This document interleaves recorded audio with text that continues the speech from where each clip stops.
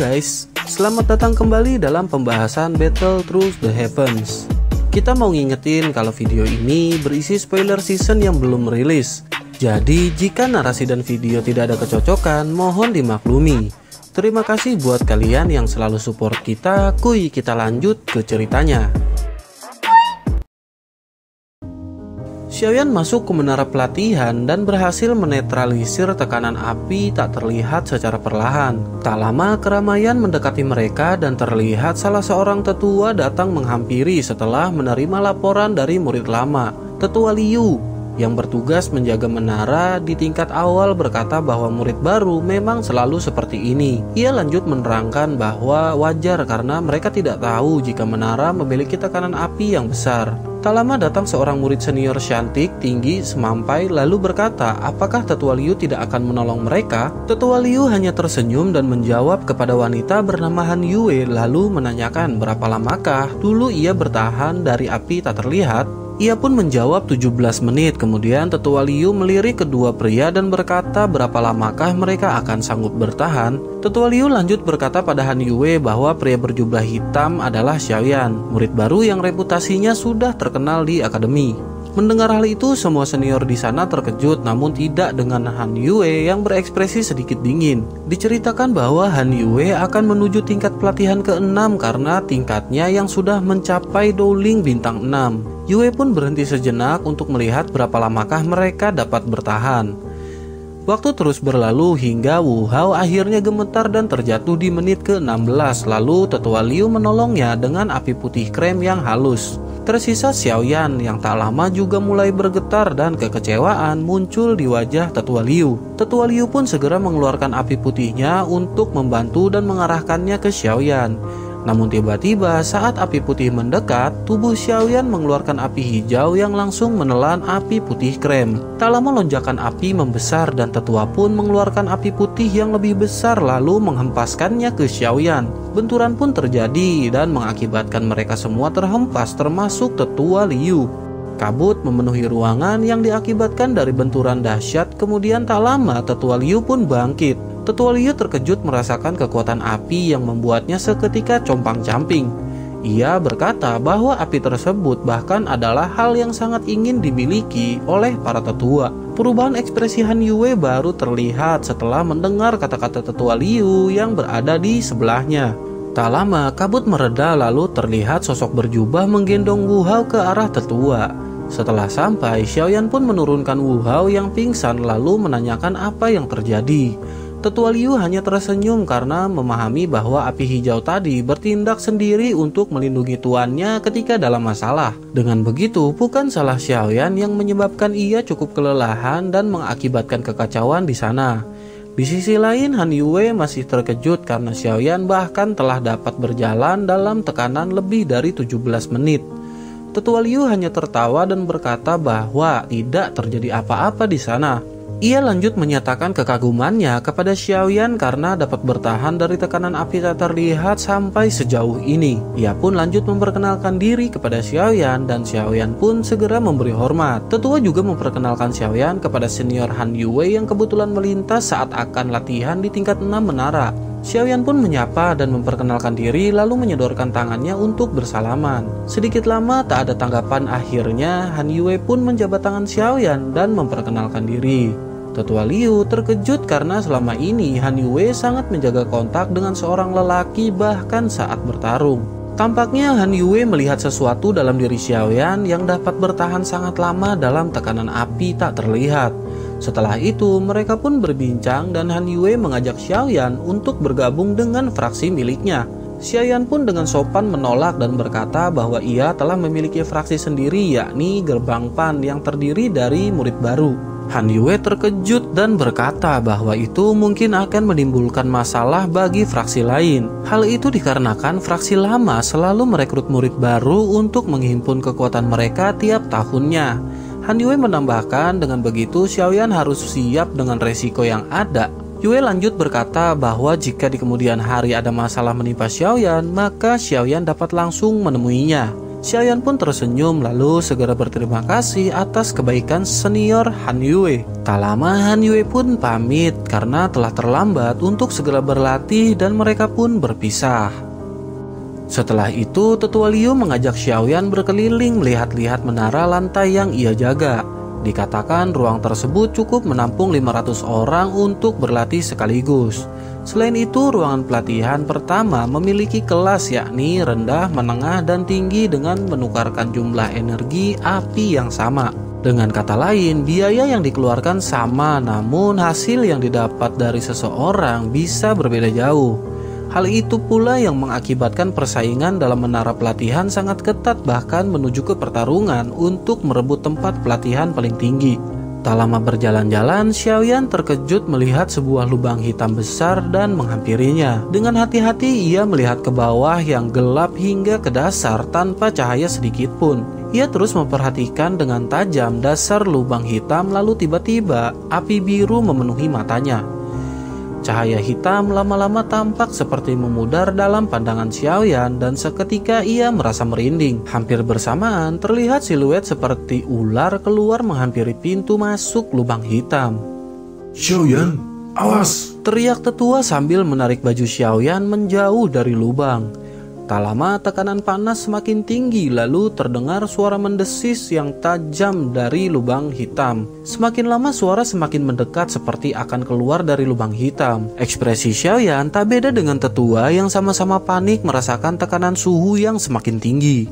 Dengan api hijau di matanya, Xiaoyan dapat melihat dengan jelas bahwa energi tersebut membentuk piton yang dilapisi dengan api. Piton ganas dengan tebal 10 meter dan panjang yang belum diketahui keluar dari lubang lalu segera menghampiri mereka. Xiaoyan mengira dengan panas api tersebut bahkan Do Huang sekalipun akan langsung hangus ketika bersentuhan dengannya. Mulut piton terbuka lebar dengan taring yang masing-masing sebesar paha Xiaoyan terlihat hendak menyerang. Beruntung muncul penghalang energi seperti sangkar yang menahan serangan si ular. Berkali-kali ia menyerang, berkali-kali pula dapat ditahan hingga akhirnya si ular mundur sambil berdesis menandakan kemarahannya. Bersamaan dengan itu energi penghalang seperti sangkar perlahan menghilang dan suhu semakin turun. Mereka pun segera pulih dari ketegangan. Kemudian Tetua Liu menanyakan keadaan Xiaoyan. Ia lanjut berkata kepada Xiaoyan untuk jangan memberitahu siapapun mengenai hal tersebut dan Xiaoyan mengangguk. Xiaoyan menanyakan apakah yang keluar tadi kepada Tetua Liu. Tetua pun menjawab bahwa ia tidak melihat apapun, namun yang pasti ia merasakan tekanan suhu yang semakin meningkat. Setelah ketegangan perlahan menghilang, Tetua Liu pun menyarankan Xiaoyan bersama fraksinya untuk berlatih di tingkat rendah terlebih dahulu. Xiaoyan yang jelas heran karena menurutnya bukankah tingkat latihan lebih tinggi akan lebih baik untuk mereka? Tetua Liu menjelaskan bahwa untuk berlatih di sana setidaknya Xiaoyan memiliki seorang doling di fraksinya agar mampu bersaing. Selain itu, memiliki seorang doling dalam fraksi dapat menjadikan fraksi semakin kuat dan menduduki peringkat kedua di antara fraksi yang ada. Mendengar hal itu, Xiaoyan pun bertanya mengenai kualifikasi untuk menjadi fraksi nomor 1, haruskah memiliki seorang doang? Tetua tertawa dan lanjut berkata bahwa cukup memiliki 2 atau 3 doling dalam sebuah fraksi, maka mereka memiliki kualifikasi tersebut. Seketika Xiaoyan teringat Sun Er, Hujia, dan Wu Hao lalu berpikir bahwa takkan lama lagi mereka akan berada di tingkat doling. Hal itu akan menjadi keuntungan bagi Gerbang Pan di kemudian hari untuk segera berlatih ke tempat yang lebih tinggi. Di tengah pembicaraan mereka, Wu Hao yang sudah pulih datang dan berterima kasih pada Tetua Liu yang telah membantunya. Kemudian Xiaoyan dan Wu Hao berpamitan kepada Tetua Liu untuk segera kembali karena mereka harus membantu Sun Er dan Hujia mengelola fraksi Gerbang Pan. Setelah keluar dari menara, Xiaoyan masih merasa takjub dengan semua yang ada di dalamnya, terutama dengan piton api. Tak lama suara Yao Lao terdengar dalam pikirannya yang juga merasakan keheranan dengan adanya roh api yang memiliki kecerdasan. Xiaoyan menanyakan apakah itu benar-benar roh api. Yao Lao mengiyakan dan berkata bahwa itu adalah bentuk kehidupan alternatif yang dibuat dari api murni seperti api tak terlihat sebelumnya. Yao Lao lanjut berkata dengan yakin bahwa piton api tersebut adalah tubuh asli dari Fallen Heart Flame. Xiaoyan terkejut mengingat kekuatan piton api yang bahkan dapat menghanguskan Do Huang ketika mereka menyentuhnya. Xiaoyan pun dengan pesimis bertanya bagaimanakah cara Xiaoyan agar dapat menelan Fallen Heart Flame. Sementara itu ia memiliki kecerdasan sendiri, pasti tak akan mau untuk ditelan apalagi dengan kekuatan yang dahsyat. Yao Lao berkata bahwa mereka hanya dapat menunggu dan melihat keadaan di sana. Xiaoyan langsung bertanya apa yang harus ditunggu dan berapa lama waktu yang dibutuhkan untuk menunggu. Yao Lao menjelaskan ia mendapat informasi bahwa Akademi Dalam mampu meningkatkan kecepatan pelatihan dengan menggunakan Fallen Heart Flame. Yao Lao beranggapan bahwa mereka menyegel Fallen Heart Flame yang telah berbentuk roh ke dalam menara pelatihan. Mereka memanfaatkan efek tekanan api sebagai sarana untuk dapat meningkatkan kemampuan berlatih dengan cepat.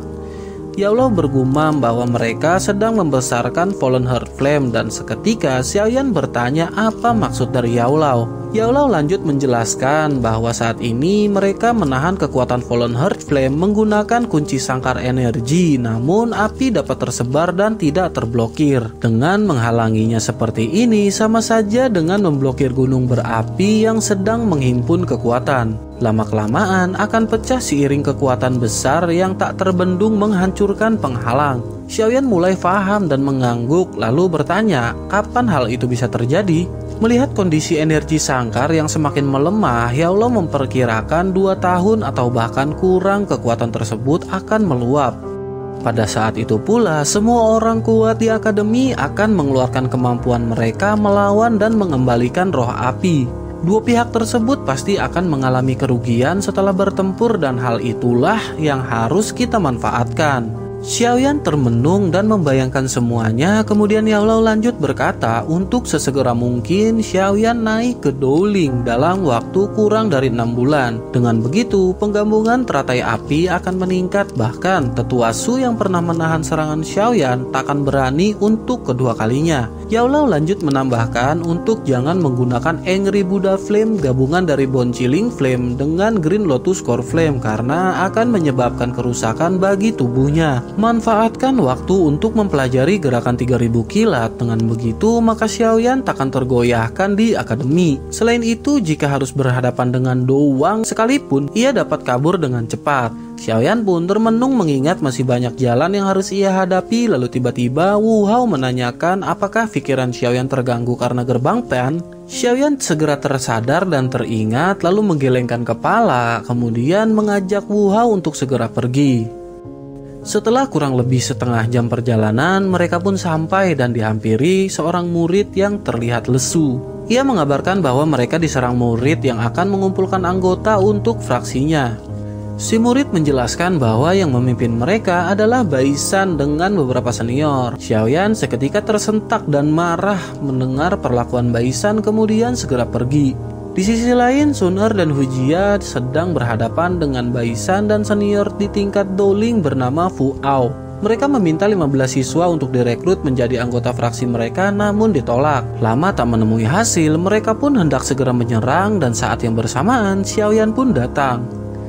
Para siswa baru pun bersorak melihat kedatangan Xiaoyan yang tepat pada waktunya. Lalu Xiaoyan melirik ke arah Basian. Xiaoyan meledek dengan berkata bahwa Baisan masih berani memperlihatkan wajahnya setelah apa yang terjadi.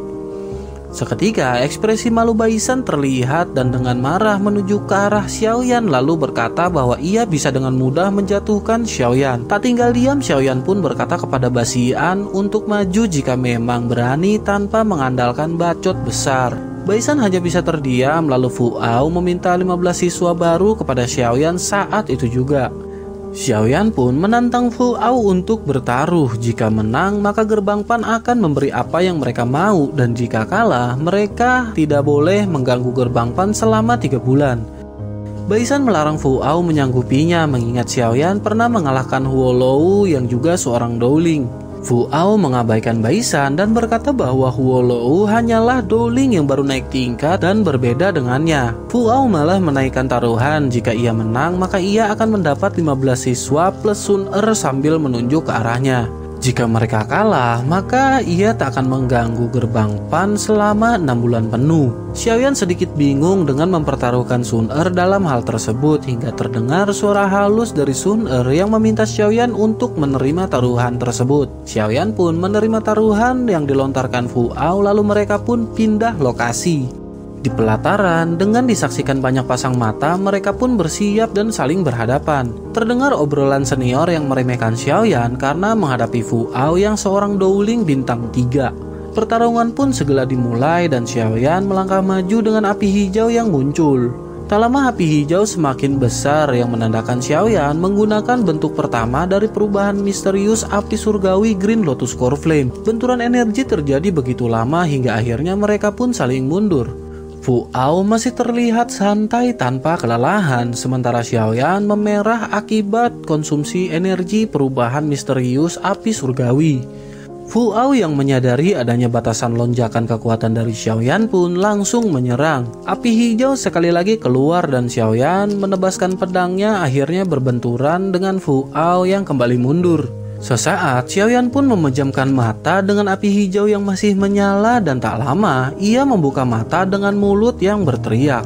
Raungan dahsyat keluar dan membuat penonton yang posisinya jauh seketika menutup telinga. Namun, Fu Ao yang tepat berada di depan Xiaoyan jelas terkena dampak. Fu Ao merasakan ada gelombang aneh sebelum akhirnya suara dilontarkan dan membuat ia menjadi linglung. Seketika, Xiaoyan pun seperti hantu berada di samping kiri Fu Ao dengan tinju padat siap menghantam Fu Ao.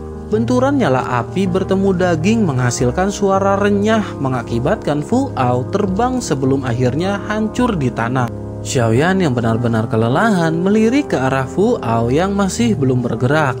Ia pun menyuruh Baisan dan fraksinya untuk segera membawa Fu Ao pergi dan mengingat janji selama 6 bulan tidak mengganggu gerbang Pan.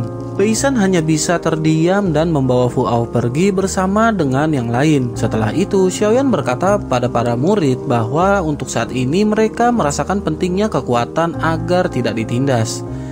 Ia lanjut mengatakan mulai besok gerbang Pan akan berlatih dan memasuki menara pelatihan. Ia juga menambahkan 6 bulan lagi fraksi putih dari Fu Ao akan datang, maka mereka harus bersiap dan giat berlatih lalu meminta mereka kembali ke tempat masing-masing. Setelah itu Xiaoyan pun kembali ke ruangan lalu teringat sesuatu dan meminta dipanggilkan Atai karena ada yang ingin ia tanyakan. Tak lama Atai pun tiba lalu Xiaoyan menanyakan informasi mengenai fraksi putih dan Atai pun menjawab bahwa fraksi putih dipimpin Bai Cheng, kakak sepupu dari Baisan. Bai Cheng sendiri memiliki tingkat di bintang 6 Douling dan masuk ke dalam 50 strong ranking, yakni peringkat 34. Xiaoyan terkejut bahwa seorang bintang 6 Douling saja hanya berada di tingkat 34 strong ranking. Ia menyadari bahwa akademi dalam benar-benar memiliki orang-orang kuat di dalamnya. Atai lanjut menjelaskan bahwa mereka memiliki 3 Douling lagi yang salah satunya adalah Fu Ao, sementara 2 lainnya memiliki kekuatan sedikit di atas Fu Ao. Tingkat mereka juga berada di bintang 3 Douling serta fraksi putih memiliki 34 anggota lain yang terdiri dari Dadoushi dan Doshi Puncak. Xiaoyan mengerutkan alis membayangkan kekuatan dari fraksi putih dengan anggota yang kuat. Setelah itu ia memerintahkan Atai agar segera kembali mempersiapkan untuk latihan besok di menara pelatihan. Singkat cerita, pagi hari pun tiba dan Xiaoyan bersama dengan rekannya segera keluar pavilion. Sampai di luar mereka telah ditunggu oleh semua anggota gerbang Pan yang antusias untuk berlatih, lalu mereka pun berangkat.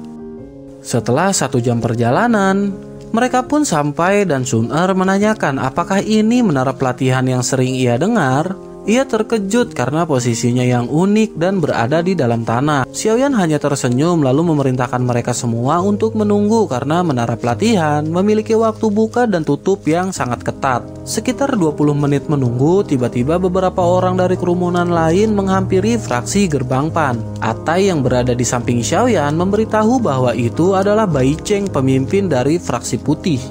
Tak lama Bai Cheng pun sampai dan terjadi kontak mata di antara mereka. Bai Cheng berkata bahwa tak heran Xiaoyan menjadi arogan karena memiliki kekuatan dan menjatuhkan Fu Ao. Setelah 6 bulan, Bai Cheng akan datang dan secara pribadi menantang Xiaoyan kemudian meledek gerbang Pan. Xiaoyan bersikap santai hingga akhirnya suara wanita terdengar dari kejauhan.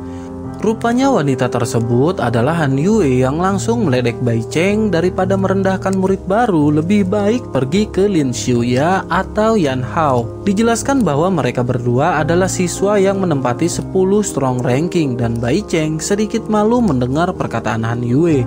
Meskipun terlihat marah, namun Bai Cheng tidak bisa berbuat apa-apa mengingat Han Yue ataupun fraksinya lebih kuat dibanding dengan Bai Cheng. Bai Cheng pun memutuskan untuk pergi sambil berkata kepada Xiaoyan bahwa ia akan menunggunya.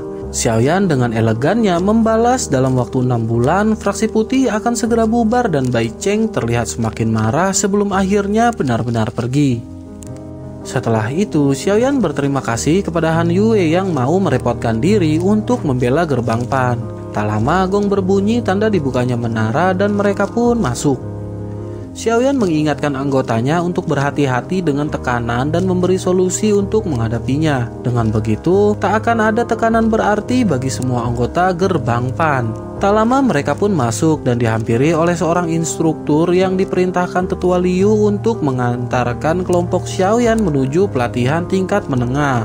Mereka pun segera pergi dan sampai di satu ruangan yang terlihat tua, lalu instruktur memberikan penjelasan. Mereka diperbolehkan berlatih dengan biaya energi api setiap melakukan latihan. Ia lanjut menambahkan bahwa metode berlatih terbaik ialah dengan berlatih selama setengah hari, setelah itu beristri jahat beberapa malam. Hal itu dikarenakan mereka masih di tingkat Dadoushi dan jika memaksa maka akan berakibat buruk bagi tubuh mereka. Sementara jika sudah berada di tingkat Doling maka mereka dapat berlatih selama 5 hari tanpa harus pulang ke pavilion. Mereka pun mengangguk, kemudian instruktur pun pamit sementara Xiaoyan langsung menghentikannya.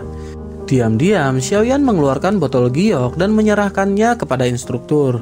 Ia berkata bahwa ini adalah barang bagus yang berfungsi menenangkan pada saat berlatih. Instruktur pun tak bisa menolak, lalu dengan tersipu berkata untuk memanggilnya dengan kakak Huohu saja. Huohu lanjut berkata karena ia yang bertugas sekarang maka kenyamanan kelompok Xiaoyan akan terjamin. Xiaoyan pun berterima kasih sebelum akhirnya kembali ke ruangan untuk berlatih. Mereka pun memulai pelatihan pertama dengan dipimpin Xiaoyan yang duduk di atas batu hitam setelah menempelkan kartu pada port di sana.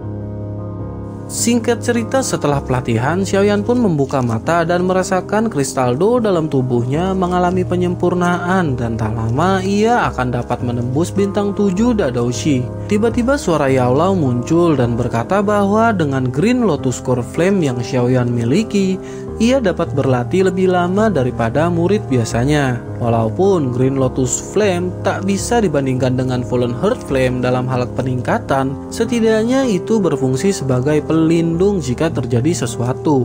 Xiaoyan pun terpikir untuk berlatih lebih lama dari yang lain, namun ia harus mencari alasan untuk meninggalkan gerbang Pan. Setelah lama berpikir, akhirnya ia memutuskan untuk menitipkan gerbang Pan kepada Sun Er, Hujia, dan Wu Hao.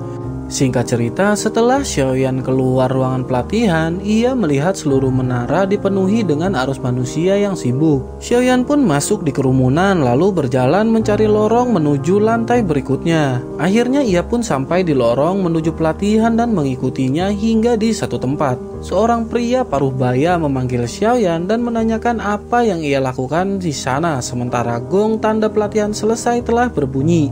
Xiaoyan pun kebingungan mencari alasan yang tepat hingga suara memanggil namanya pun terdengar. Xiaoyan pun menoleh dan merasa lega bahwa itu adalah instruktur Huohu yang bertanya mengapa Xiaoyan masih belum keluar dari menara. Xiaoyan berkedip memberi kode, lalu Huohu meminta instruktur yang menghentikan Xiaoyan untuk menyerahkan masalah ini kepadanya. Instruktur bernama Qin Li pun melirik Xiaoyan sebelum akhirnya pergi. Xiaoyan pun segera mengutarakan niatnya untuk berlatih di tingkat 3 karena tak merasakan efek yang ia rasakan di tingkat 1. Huohu hanya terdiam, kemudian Xiaoyan lanjut berkata bahwa dengan kekuatannya saat ini seharusnya ia berada di tingkat 2 atau 3 menara pelatihan. Huohu merenung dan menyadari bahaya yang akan diakibatkan oleh racun api Fallen Heart Flame yang berlebihan terhadap tubuh pun sedikit bingung. Xiaoyan lanjut menegaskan bahwa ia memiliki pelatihan yang mampu bertahan dari racun api seperti Fallen Heart Flame. Mendengar hal itu, Huohu menatap mata Xiaoyan dan dengan pengalamannya ia dapat merasakan tidak adanya racun api di tubuh Xiaoyan. Untuk lebih meyakinkan, Xiaoyan mengeluarkan botol giok dan menempelkannya ke tangan Huohu. Ia berkata bahwa ini adalah Ice Spirit yang mampu menekan racun api dalam tubuh. Hal ini pasti berguna untuk instruktur yang setiap hari bekerja berhadapan dengan Fallen Heart Flame untuk menahan tekanan racun api. Huohu tercengang karena memang benar racun api yang berdampak pada instruktur pasti sangat banyak dan pil tersebut pasti akan sangat berguna. Huohu pun memegang erat botol seakan takut terlepas karena hal itu sangat berharga baginya, kemudian meminta Xiaoyan untuk mengikutinya. Tak lama mereka pun sampai di tingkat 2 dan Huohu menempelkan lencana lalu pintu pun terbuka. Huohu mempersilahkan Xiaoyan untuk masuk lalu berkata ia akan kembali besok pagi sebelum menara pelatihan dibuka. Ia juga berpesan jika Xiaoyan tidak kuat maka cari ruangan untuk beristirahat dan melanjutkannya di pagi hari. Xiaoyan pun berterima kasih atas bantuan yang diberikan Huohu kemudian masuk lalu pintu pun tertutup. Xiaoyan pun berjalan menuruni tangga dan sampai di ruang pelatihan menengah namun tidak langsung masuk. Ia masih ingin berkeliling dan menuju ke sebuah ruangan bertuliskan ruang pelatihan tinggi.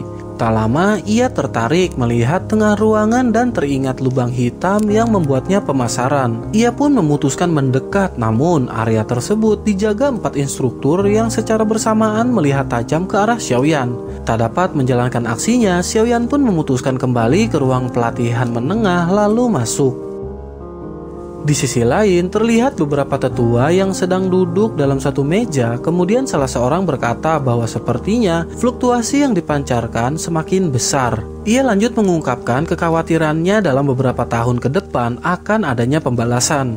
Ia meminta semua tetua untuk bersiap bekerja sama jika saatnya hari pembalasan itu tiba dan meningkatkan pertahanan untuk sekali lagi. Jika masih merasa tidak cukup, mereka berencana memberitahu kepala sekolah akademi luar dan menjaga rahasia ini. Terungkap yang mereka bicarakan adalah apa yang diberitahu Yao Lao kepada Xiaoyan mengenai Fallen Heart Flame. Seorang tetua berkata bahwa jika hal ini terekspos keluar, maka ia khawatir orang-orang Black Corner akan berdatangan ke akademi. Selain itu, kepala sekolah akademi dalam maupun luar tidak diketahui keberadaannya. Tetua itu pun menggelengkan kepala lalu melirik ke arah tetua Liu dan menanyakan perkembangan bocah yang memiliki api surgawi. Tetua Liu berkata bahwa Xiaoyan sekarang sedang berlatih di tingkat 2 karena ia tidak terkena efek racun api. Tetua yang memimpin rapat pun menggelengkan kepala lalu berkata kepada yang lain untuk bersikap baik terhadap Xiaoyan.